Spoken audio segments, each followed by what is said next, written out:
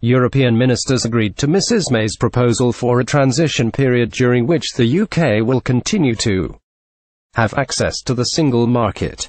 However, they insisted that the UK continue to abide by EU law during this period, including all new laws brought in without the UK having a vote on them.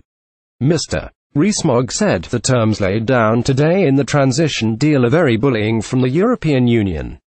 They are very harsh terms. They would require us to continue to allow freedom of movement of people even though we have left. EU negotiator Mr Barnier said the single market cannot be à la carte. The proposal would mean the UK is subject to EU law for 20 months after the proposed Brexit date of March 29, 2019. Mr Rees-Mogg outlined the gravity of the EU ruling when challenged that the transition deal proposed would have been similar to what most expected after hearing Mrs May's Lancaster House speech.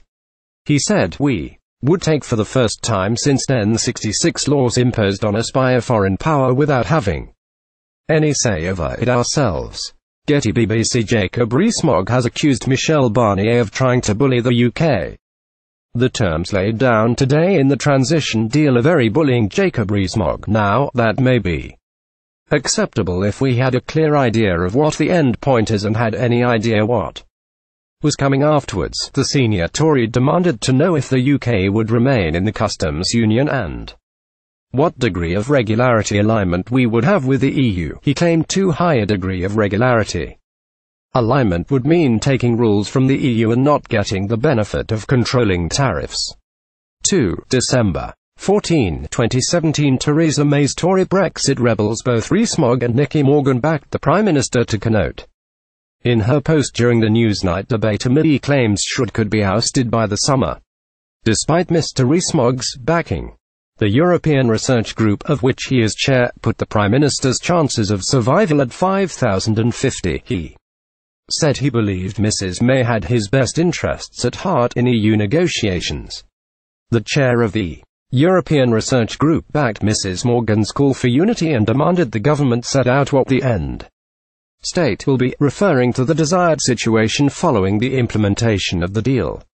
Mr Rees-Mogg said, "There may be bits of the end state that I don't like, there may be bits of the end state that Mrs Morgan doesn't like, but what we need to know is where they aim to get, then we can have a proper discussion rather than the Chancellor saying one thing and the collective cabinet view being another." Faced with claims that a leaked Brexit impact assessment has shown the UK will be worse off under ever scenario models after leaving the Brussels-controlled bloc, Rees-Mogg hit back. The Tory MP said the key phrase is every scenario modeled, and it depends on the basis of the model if they're used.